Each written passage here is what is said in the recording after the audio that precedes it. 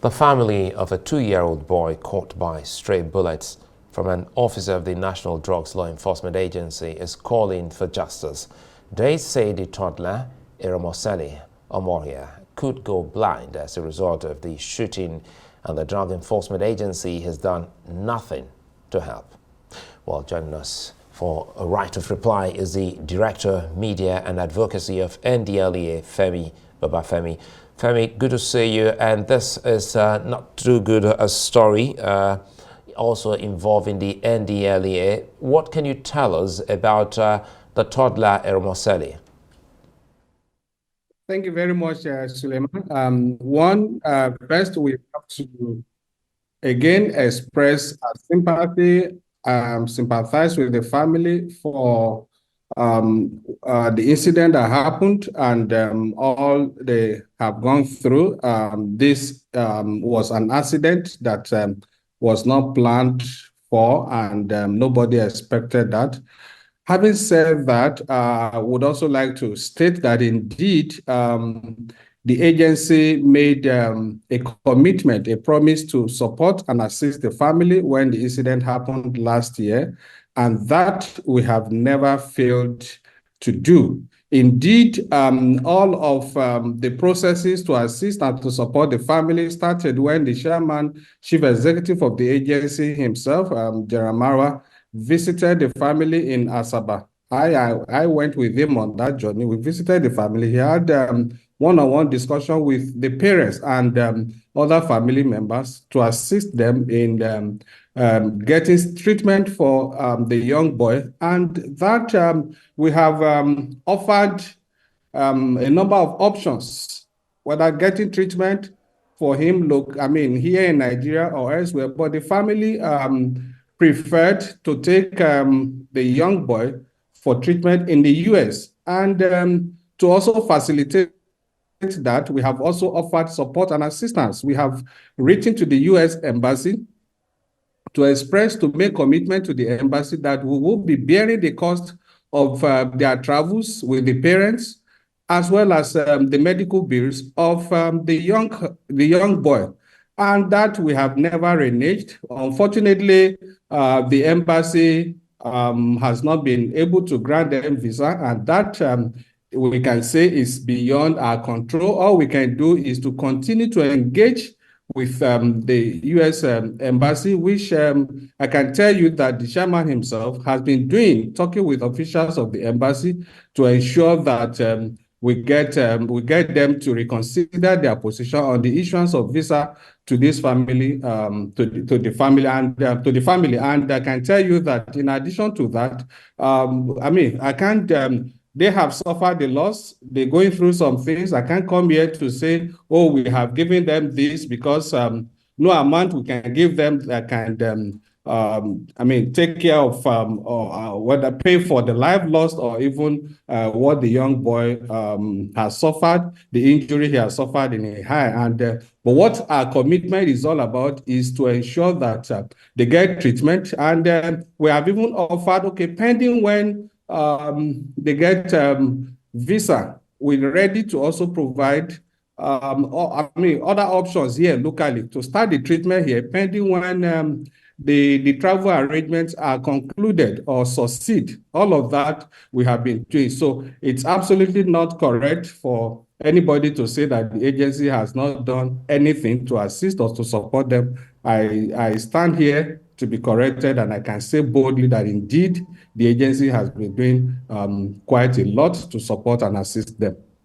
Well, Femi, I understand how hard this can be. You know, as Nigerians and Africans, we live a communal life, a lot of people all involved. And we've seen those pictures, and our reporter has been following that to see that the chairman was also there. But again, as you said, I want us to stretch this a little bit before we'll let you go.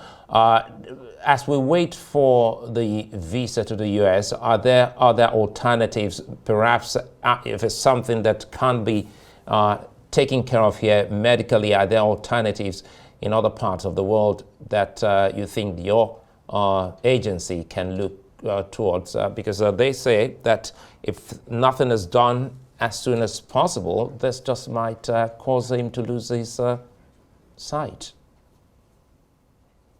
Thank you very much. Exactly what I was trying to say, that indeed we have tabled in our discussions with the family that there are also specialist hospitals here in Abuja here that we can start the treatment. We're sure these are standard international hospitals here, and we're ready to take care of all of those bills here. And even if they are not comfortable with that, we are also ready. If the US visa is not coming forth, we are also ready to, support them to facilitate their travel to some other destinations if the US is delaying the issuance of visa. So all of this we have offered, but then is their preference to go to the US, and that we have also not really.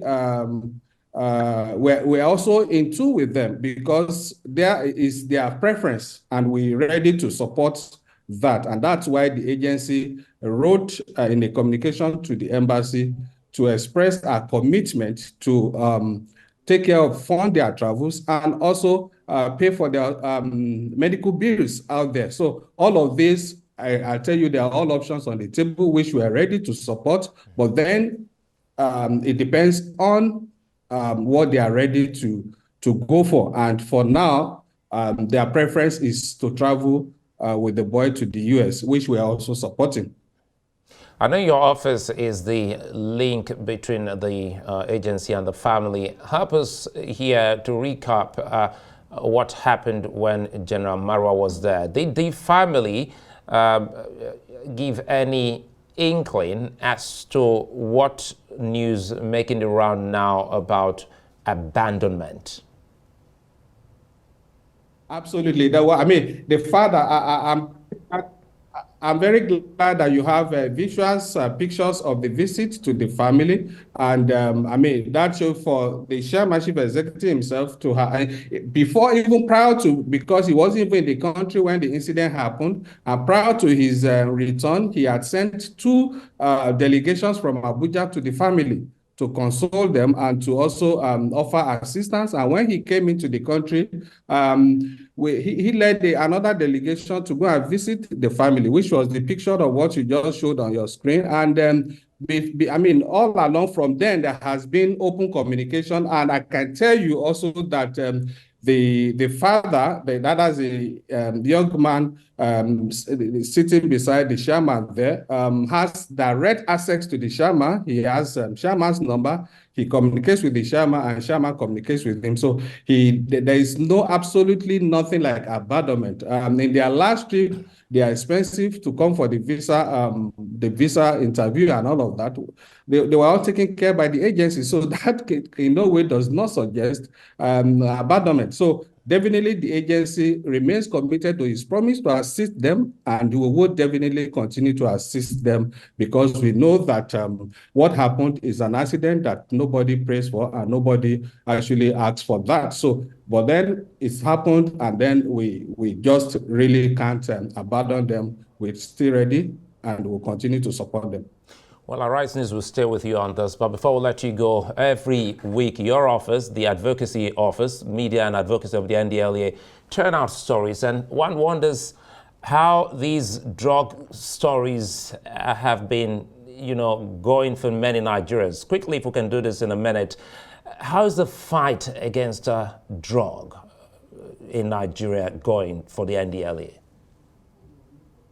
Absolutely. It's not something that has been that easy, but then we're glad that quite a lot of progress has been made, whether in the area of drug supply reduction, where we are dealing serious blows to the cartels trafficking in these illicit substances, because right at the moment, I can tell you that quite some over 46,000 arrests have been made in the last 3 years. That's quite huge, with not less than 8,350 offenders, including 48 barons already been prosecuted. And in the last 3 years, we've had more than 8,350 persons successfully prosecuted and convicted. beyond drugs, and with more than 7,500 tons of illicit substances also seized in this arrest. That's also huge. That's talking of 7,500,000 kilograms of assorted illicit substances. But that's area of drug supply reduction. In the area of drug demand reduction, where we raise awareness through advocacy, where we provide treatment for those suffering substance abuse, all of this, we have also made sure that we take the message across against drug advocacy initiative to schools, to marketplaces, for out-of-school children, to communities, traditional rulers, palaces, even worship centers, churches, mosques, all of these places we have been taking the message to, so that we can get the buy-in of everybody and get the level of awareness really high, so that people can be can be knowledgeable enough to be able to resist the That's a fine temptation place for us to leave it. Femi, Babafemi, Director, Media and Advocacy, NDLEA. Many thanks for speaking with us, and Horizons will stay on the Eromosele story with you and see how he gets medical attention. Many thanks for speaking with us on Newsnight.